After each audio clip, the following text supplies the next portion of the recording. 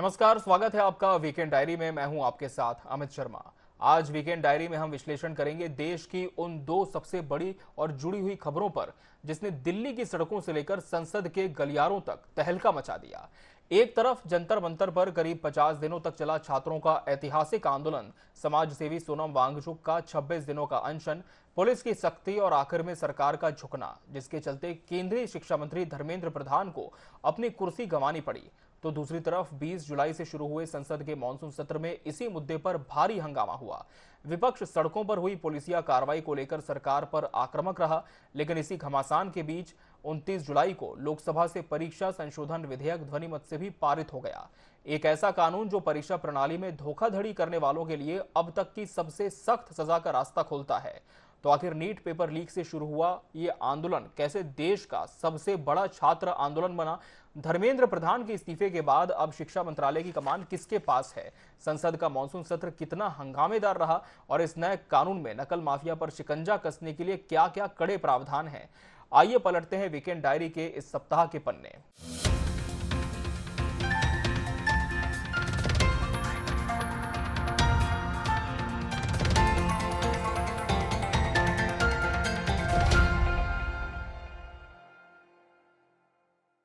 सबसे पहले देश की उस खबर का पूरा विश्लेषण जिसने दिल्ली की सड़कों से लेकर केंद्र सरकार के मंत्रिमंडल तक तहलका मचा दिया।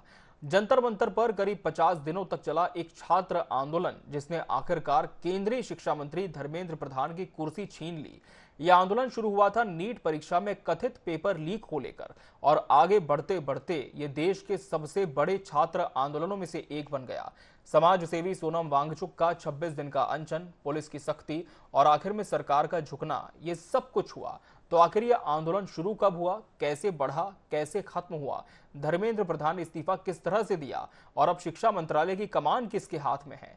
देखिए वीकेंड डायरी की इस खास रिपोर्ट में।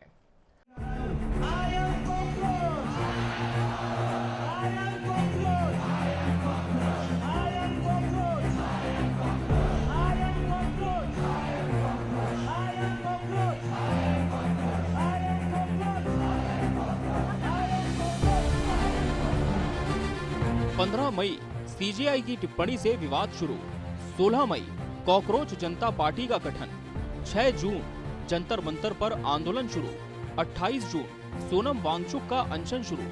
23 जुलाई 26 दिन बाद अनशन खत्म। 25 जुलाई धर्मेंद्र प्रधान का इस्तीफा। 26 जुलाई प्रहलाद जोशी नए शिक्षा मंत्री नियुक्त। इस पूरी कहानी को समझने से पहले एक नजर डालते हैं इसके पूरे घटनाक्रम पर। 15 मई को देश के मुख्य न्यायाधीश की एक टिप्पणी से यह पूरा विवाद शुरू हुआ। अगले ही दिन 16 मई को कॉकरोच जनता पार्टी नाम के एक संगठन का गठन हुआ। 6 जून को जंतर मंतर पर आंदोलन की शुरुआत हुई। 28 जून को सोनम वांगचुक ने अनशन शुरू किया। 23 जुलाई को 26 दिनों के बाद उनका अनशन खत्म हुआ।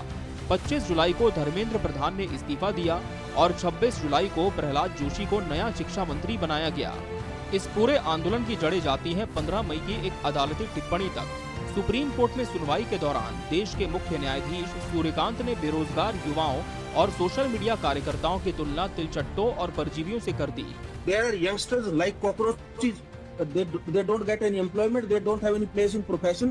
Some of them become media. Some of them become social media. Some of them become RTI activists. Some of them become another activists, and they start attacking everyone. And you people file contempt petition because I go to taking up the matter as if there are already parasites in society who attack you people. You attack the system, and you want to join hands with them. उन्होंने उन्हें cockroach की संज्ञा दी। उन्होंने कहा कि ऐसे युवा जिन्हें रोजगार नहीं मिलता वे सोशल मीडिया और मुकदमेबाजी के जरिए व्यवस्था पर हमला करते हैं। इस टिप्पणी पर देश भर में तीखी प्रतिक्रिया हुई। अगले ही दिन 16 मई को डिजिटल कम्युनिकेशन रणनीतिकार अभिजीत दीपके ने एक व्यंग्यात्मक राजनीतिक संगठन बनाया जिसका नाम रखा गया कॉकरोच जनता पार्टी यानी तिलचट्टा जनता पार्टी। इसका नारा था आलसी और बेरोजगारों की आवाज।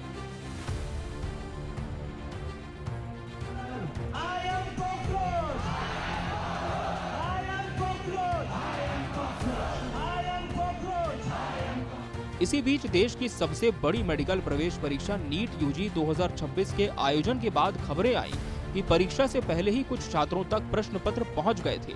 इसके बाद परीक्षा रद्द करनी पड़ी। देश भर में करीब 20 लाख छात्र हर साल इस परीक्षा में बैठते हैं, जिनमें से सिर्फ करीब 1,30,000 सीटें ही मिल पाती हैं। सालों की मेहनत बर्बाद होने और परीक्षा रद्द होने के सदमे में दर्जन भर से ज्यादा छात्रों ने आत्महत्या कर ली, जो आगे चलकर इस पूरे आंदोलन का सबसे भावुक मुद्दा बन गया। 6 जून से जंतर मंतर पर था लगातार धरना, कई छात्र संगठन भी हुए शामिल। 28 जून सोनम वांगचुक का अनशन शुरू, 3 मुख्य मांगे रखी गयी। 6 जून से जंतर मंतर पर लगातार प्रदर्शन शुरू हो गए। कॉकरोच जनता पार्टी के साथ साथ all India students federation, all India students association और स्टूडेंट्स फेडरेशन ऑफ इंडिया जैसे कई वामपंथी छात्र संगठन भी इस आंदोलन में शामिल हो गए। मुख्य मांग यही थी कि शिक्षा मंत्री धर्मेंद्र प्रधान परीक्षा प्रणाली में हुई गड़बड़ियों की नैतिक जिम्मेदारी लें और अपना इस्तीफा दें। 28 जून को जाने माने समाज सेवी सोनम वांगचुक जंतर मंतर पहुंचे और अनिश्चितकालीन अनशन पर बैठ गए। वांगचुक की मौजूदगी ने इस आंदोलन को राष्ट्रीय स्तर पर एक नई पहचान दिला दी। आंदोलनकारियों ने सरकार के सामने 3 मुख्य मांगे रखी। पहली, शिक्षा मंत्री धर्मेंद्र प्रधान इस्तीफा दें। दूसरी, प्रदर्शन में शामिल किसी भी छात्र के खिलाफ कोई कानूनी कार्रवाई न हो। और तीसरी, जिन छात्रों ने पेपर लीक और परीक्षा रद्द होने के सदमे में आत्महत्या की, उनके परिवारों को करीब 85 लाख रुपए का मुआवजा दिया जाए। हफ्तों तक शांतिपूर्ण चले इस आंदोलन ने तब उग्र रूप ले लिया जब प्रदर्शनकारियों ने संसद तक मार्च करने का ऐलान किया, जिसे चलो संसद नाम दिया गया। इस मार्च को रोकने के लिए पुलिस ने सख्ती बरती। प्रदर्शनकारियों का आरोप है कि पुलिस ने लाठीचार्ज किया, आंसू गैस के गोले छोड़े और कुछ जगहों पर पैलेट गन तक इस्तेमाल की गई। इस कार्रवाई में कई छात्र घायल हुए, जिनमें एक महिला प्रदर्शनकारी की हालत गंभीर बनी रही और वो वेंटिलेटर पर रही। इस घटना के बाद देश भर में गुस्सा और तेज हो गया और सरकार पर मामले को सुलझाने का दबाव और बढ़ गया। अपना अनशन शुरू कर रहा हूं।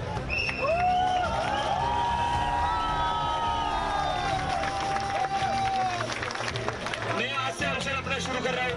हमारा 20 जुलाई का मार्च भी होगा और मेरा अनशन भी जारी रहेगा। इन लोगों को लग रहा है ये सोनम सर को अंदर करके इस सोनम सर को यहाँ से उठाकर आंदोलन खत्म कर सकते हैं। आंदोलन खत्म नहीं होगा। जो हमारे स्टूडेंट्स हैं जिन्होंने हंगर स्ट्राइक किया, उनसे मेरी मीटिंग हुई, डिस्कशन हुआ मूवमेंट के बारे में, आरएसएस के बारे में, हिंदुस्तान का जो शिक्षा का सिस्टम है उसको कैसे कैप्चर किया गया है उसके बारे में। मेन चीज जो हम कहना चाहते हैं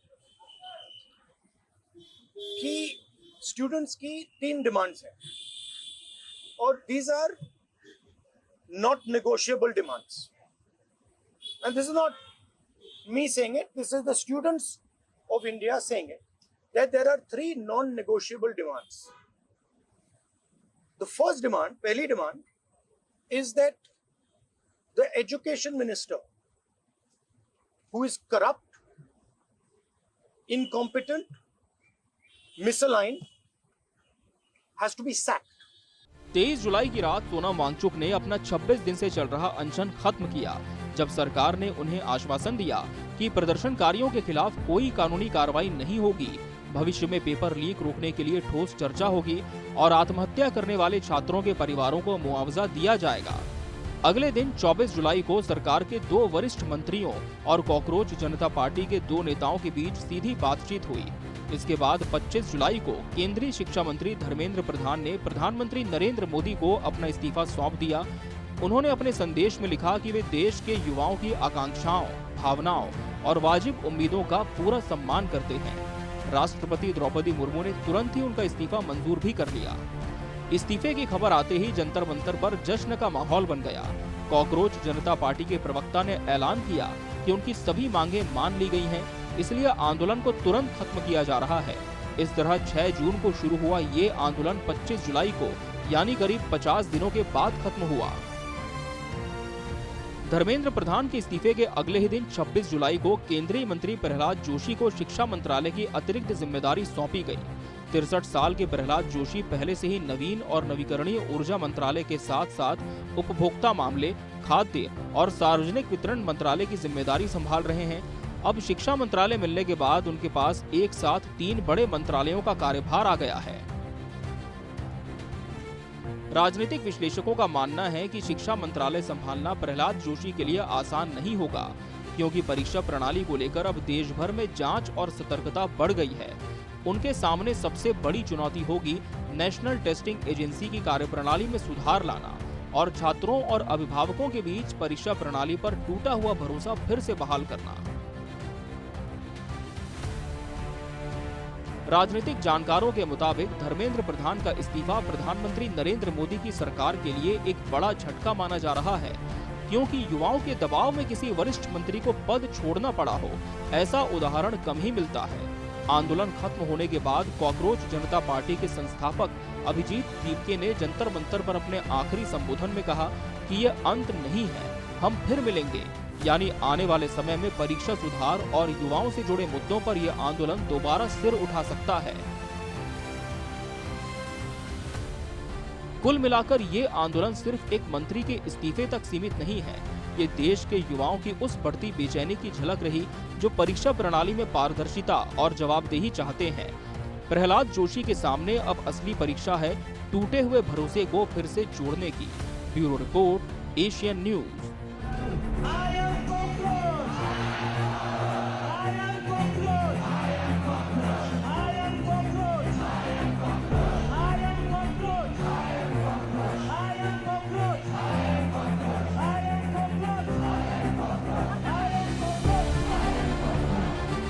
और अब आगे बढ़ते हुए करते हैं देश की उस खबर का पूरा विश्लेषण जिसने परीक्षा प्रणाली में धोखाधड़ी करने वालों के लिए अब तक की सबसे सख्त सजा का रास्ता खोल दिया है। 20 जुलाई को शुरू हुए संसद के मानसून सत्र में शुरुआत से ही हंगामा जारी रहा। विपक्ष सड़कों पर हुई पुलिसिया कार्रवाई को लेकर आक्रामक रहा। इसी हंगामे के बीच सरकार ने लोकसभा में परीक्षा संशोधन विधेयक पेश किया, जिस पर करीब 2 दिनों तक बहस चली और आखिरकार 29 जुलाई को यह विधेयक ध्वनि मत से पारित हो गया। तो आखिर मानसून सत्र शुरू कब हुआ, विपक्ष ने किस बात पर हंगामा किया और ये नया परीक्षा संशोधन विधेयक क्या है, इसमें क्या प्रावधान है, देखिए वीकेंड डायरी की इस पूरी पड़ताल में।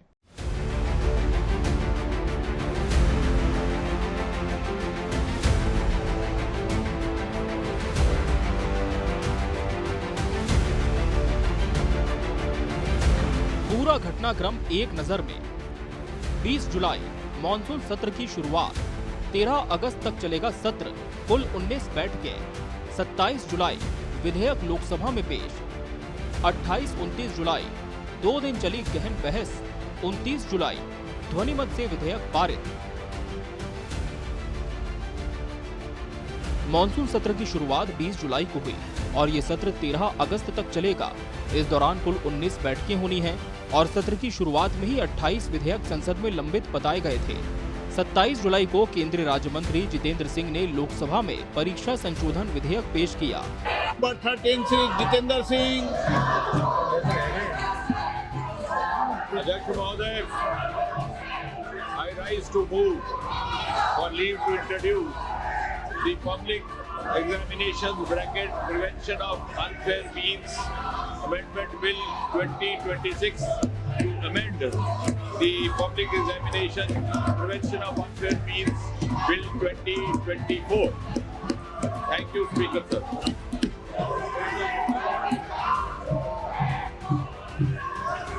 जिस पर 28 और 29 जुलाई को गहन बहस हुई और आखिरकार 29 जुलाई को ये विधेयक ध्वनिमत से पास हो गया।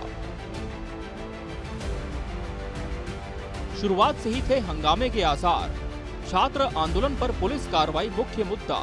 विपक्ष ने की चर्चा की मांग। चुनावी सुधार और अंतर्राज्यीय जल विवाद भी उठे। कई बार स्थगित हुई सदन की कार्यवाही। मानसून सत्र शुरू होते ही सदन में हंगामे का माहौल बन गया। विपक्ष का सबसे बड़ा मुद्दा रहा दिल्ली में छात्र आंदोलन के दौरान पुलिस की कथित सख्ती, जिसमें कई प्रदर्शनकारी छात्र घायल हुए थे। विपक्षी सांसदों ने इस मुद्दे पर सदन में विस्तृत चर्चा की मांग को लेकर लगातार नारेबाजी की। इसके अलावा विपक्ष ने चुनावी सुधार और अंतर्राज्यीय जल विवाद जैसे मुद्दों पर भी सरकार को घेरने की कोशिश की। नारेबाजी और हंगामे के चलते सदन की कार्यवाही को कई बार स्थगित करना पड़ा।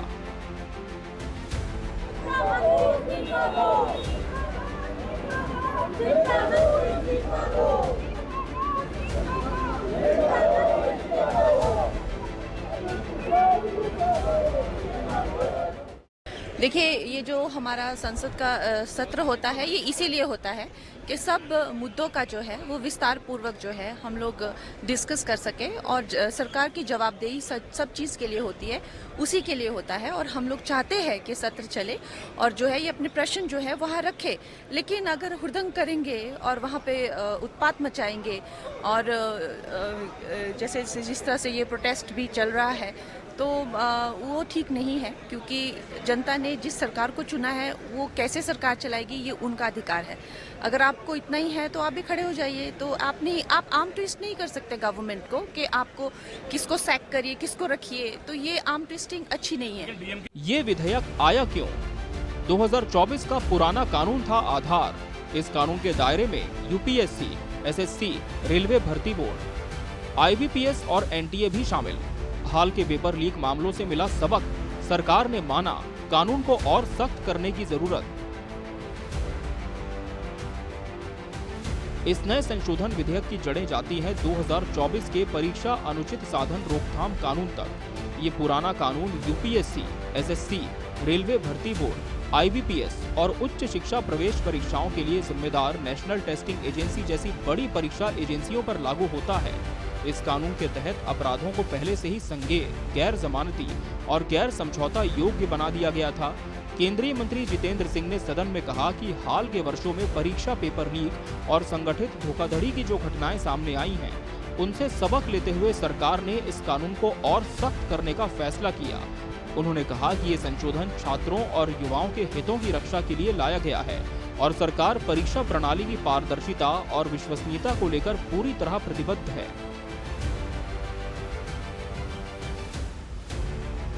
विधेयक के मुख्य प्रावधान: सजा अब 5 से 10 साल तक बढ़ी, जुर्माना 50 लाख रुपए तक, संगठित अपराध में न्यूनतम 7 साल की सजा, दोषियों की संपत्ति भी होगी जब्त, हर राज्य में बनेंगी विशेष फास्ट ट्रैक अदालतें, विशेष सरकारी वकील होंगे नियुक्त, जांच के लिए 2 महीने की समय सीमा, अपीलों का भी समयबद्ध निपटारा। अब बात करते हैं इस विधेयक में असल में है क्या। सबसे बड़ा बदलाव सजा को लेकर है। पुराने कानून में जहां 3 से 5 साल तक की सजा का प्रावधान था, अब इसे बढ़ाकर 5 से 10 साल तक कर दिया गया है। व्यक्तिगत स्तर पर अनुचित साधन अपनाने पर 50 लाख रुपए तक का जुर्माना लगाया जा सकता है। अगर मामला संगठित अपराध का निकलता है, यानी गिरोह बनाकर पेपर लीक कराने जैसा अपराध, तो न्यूनतम सजा 7 साल तय की गई है और जुर्माने की रकम भी और ज्यादा होगी। इतना ही नहीं, दोषी पाए जाने पर अपराधियों की संपत्ति भी जब्त की जा सकेगी। मामलों के जल्द निपटारे के लिए हर राज्य और केंद्र शासित प्रदेश में विशेष फास्ट ट्रैक अदालतें बनाने का प्रावधान किया गया है, जहां रोजाना सुनवाई होगी। इसके साथ ही विशेष सरकारी वकील नियुक्त किए जाएंगे। जांच एजेंसियों के लिए 2 महीने के भीतर जांच पूरी करने की समय सीमा तय की गई है और अपीलों का निपटारा भी अब तय समय के भीतर करना होगा। सदन में बहस, विपक्ष का रुख। राहुल गांधी ने विधेयक पर रखी अपनी बात। शशि थरूर, सिर्फ सजा काफी नहीं, रोकथाम के उपायों पर जोर देने की मांग। हंगामे के बावजूद ध्वनिमत से पास। विधेयक पर हुई बहस में नेता प्रतिपक्ष राहुल गांधी ने भी अपनी बात रखी।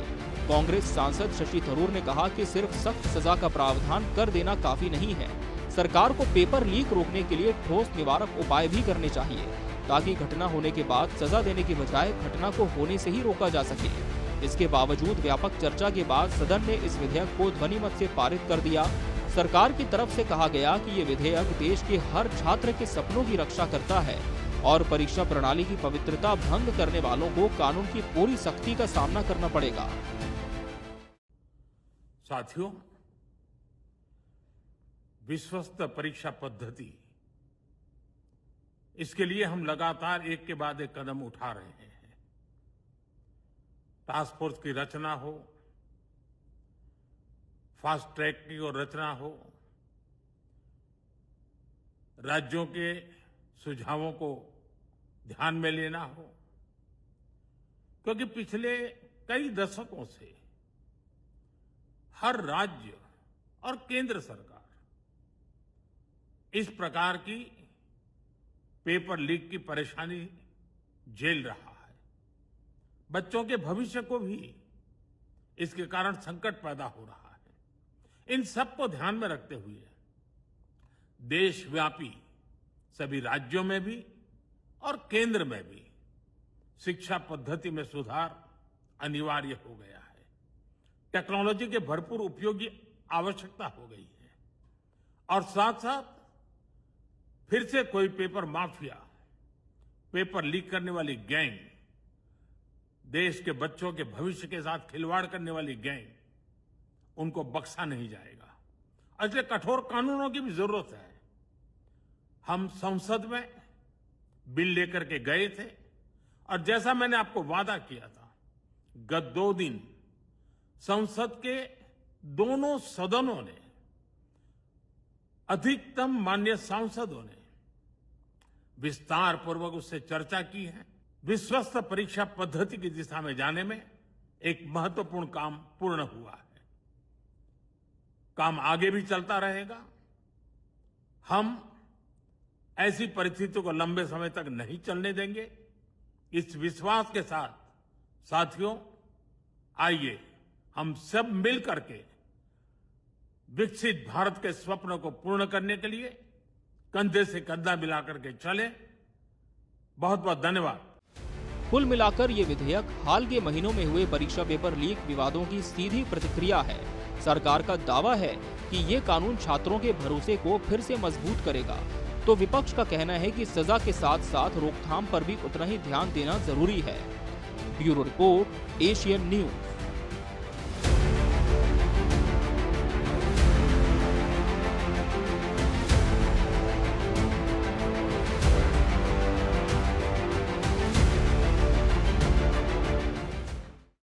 तो ये थी नीट परीक्षा लीक से शुरू हुए उस आंदोलन की पूरी कहानी और संसद से पास हुए उस नए परीक्षा संशोधन विधेयक का लेखा जोखा, जो भविष्य में देश की परीक्षा प्रणाली को पारदर्शिता देने का दावा करता है। एक तरफ जहां इस आंदोलन ने इस साबित कर दिया कि युवाओं की एकजुटता आवाज सत्ता की गलियारों तक पहुंच सकती है, वहीं दूसरी तरफ अब देखना यह होगा कि यह नया विधेयक जमीनी स्तर पर नकल माफिया पर कितना लगाम लगा पाता है और नए शिक्षा मंत्री के सामने अब कौन कौन सी बड़ी चुनौतियां होंगी। वीकेंड डायरी के आज के इस खास एपिसोड में बस इतना ही। देश और दुनिया की तमाम बड़ी खबरों के सटीक विश्लेषण के लिए देखते रहिए एशियन न्यूज। मुझे और पूरी टीम को दीजिए इजाजत। नमस्कार।